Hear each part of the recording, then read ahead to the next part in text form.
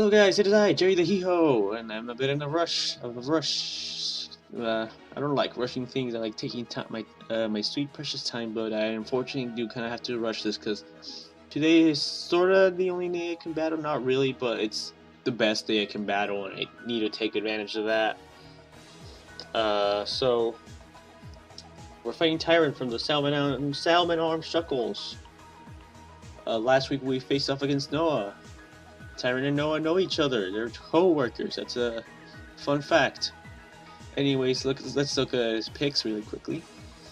In A tier, he has Lando T. Very versatile. Hits hard. Can run a physical set, a bandit set, Scarf. Can set up rocks. It's very versatile.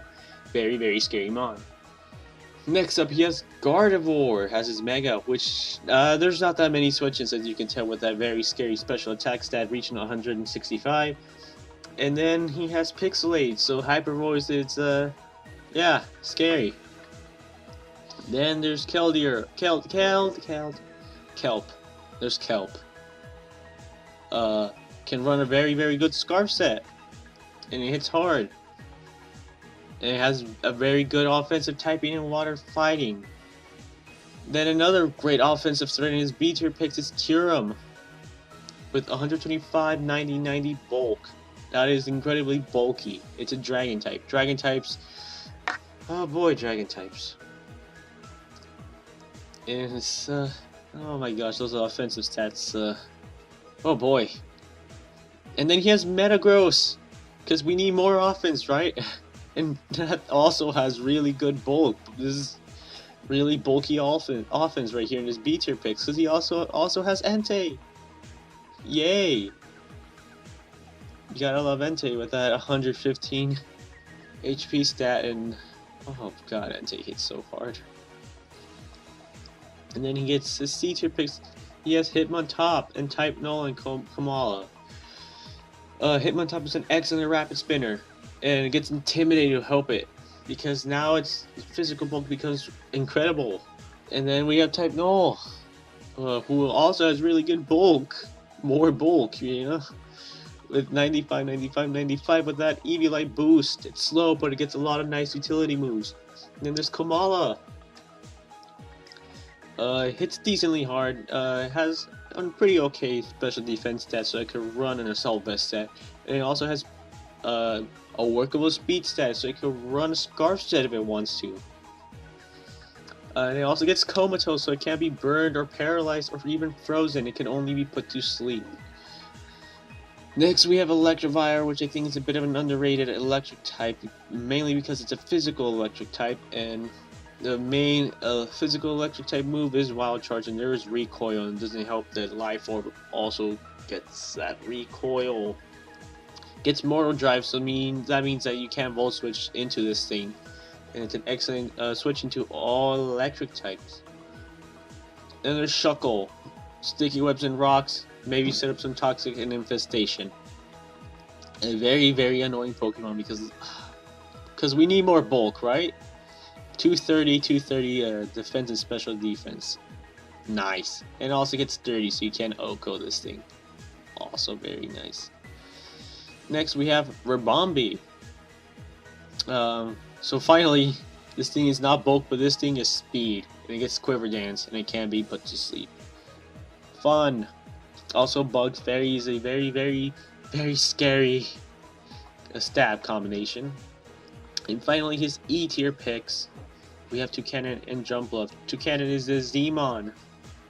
Not sure why. I mean, Toucannon does get Bullet Seed, Rock Blast, and he even gets a signature move, Beak Blast.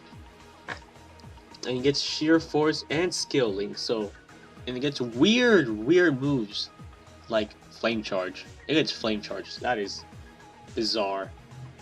And finally there's Jumpluff, who has a really good speed stat, but its attacking stats are bad, and it's not that good defensively.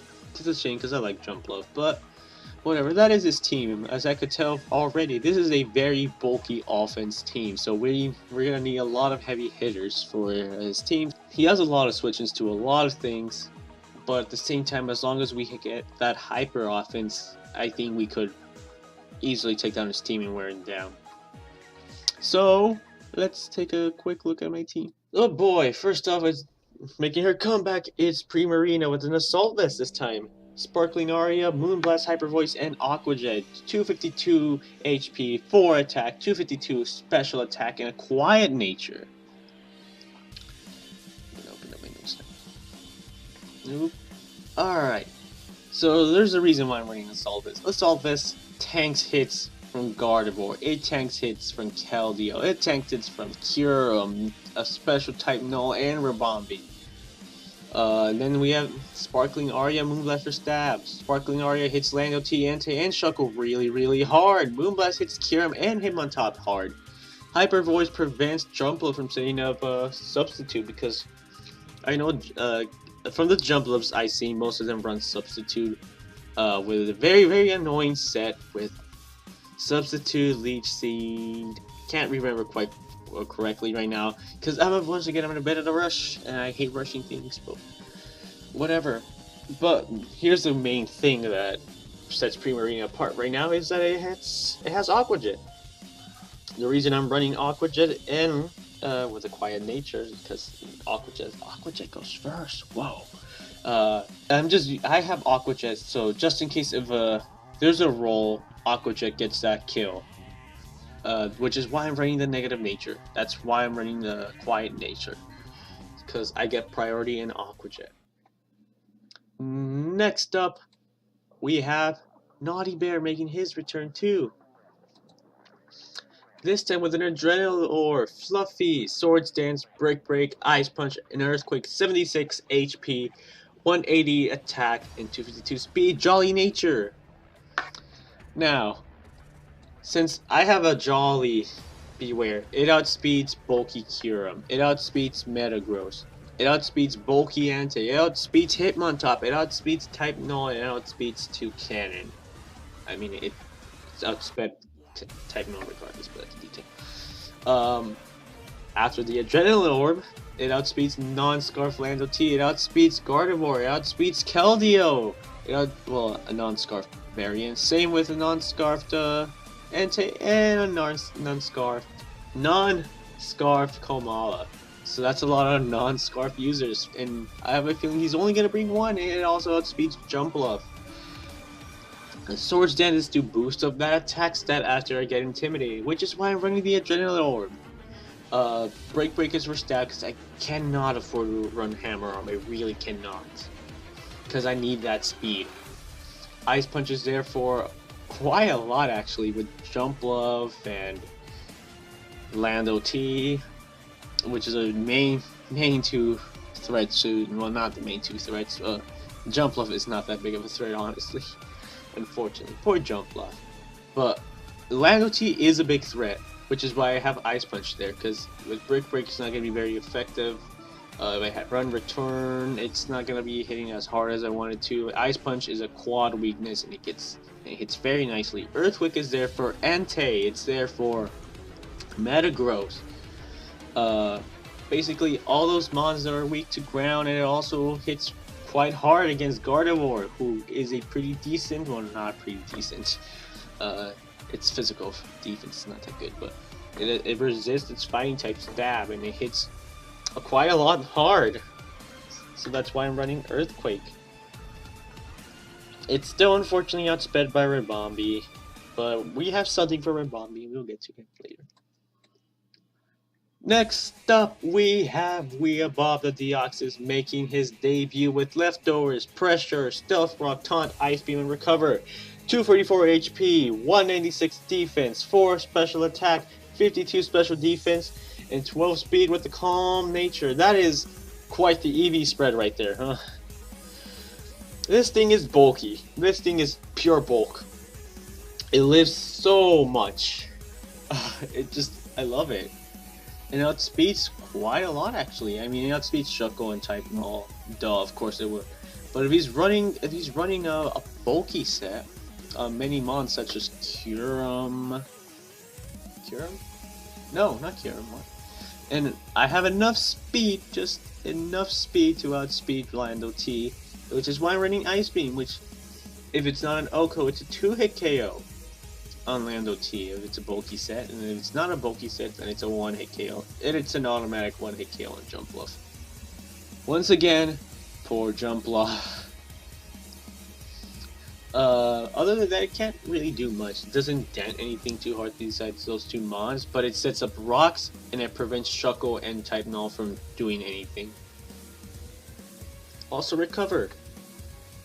Just in case I lose my lefties, I have recover as a reliable recovery.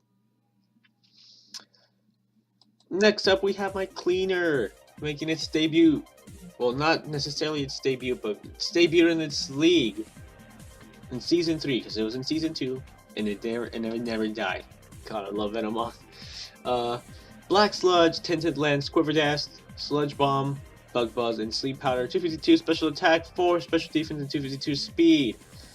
After one Quiver Dance, Venomoth cleans up very nicely because it outspeeds quite a lot after that. With 2, it's I feel like it's pretty much game if he actually lets it set up.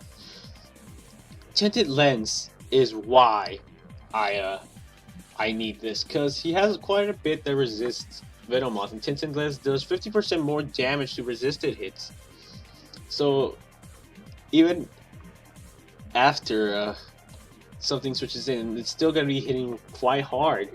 His only big switch in I say right now is Entei, but even then I have Sludge Bomb, and Tinted Lenses prevents it from just switching in general.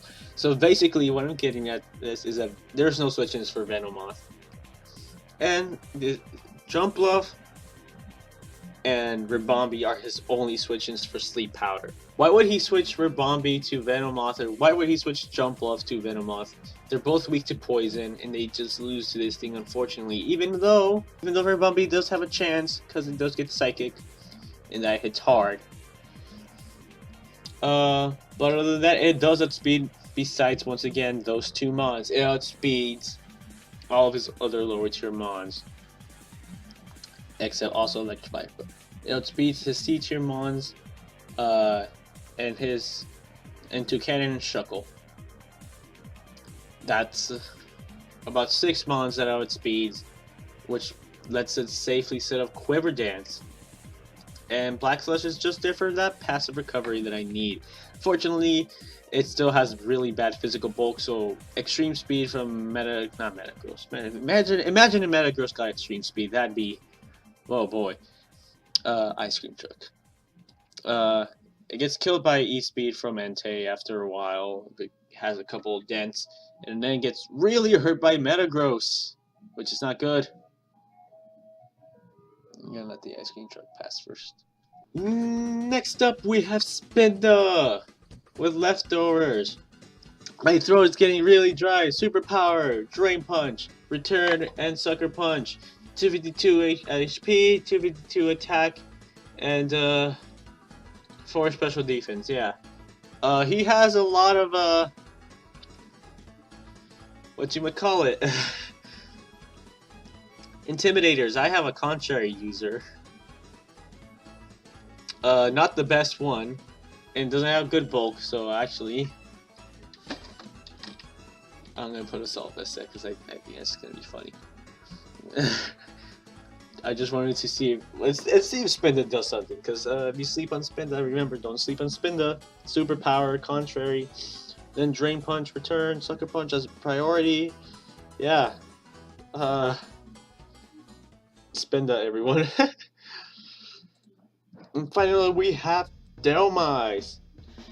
Choice Specs, Steel Worker, Giga Drain, Shadow Ball, Flash Cannon, and Serve. 248 HP, 252 special attack, and 8 special defense.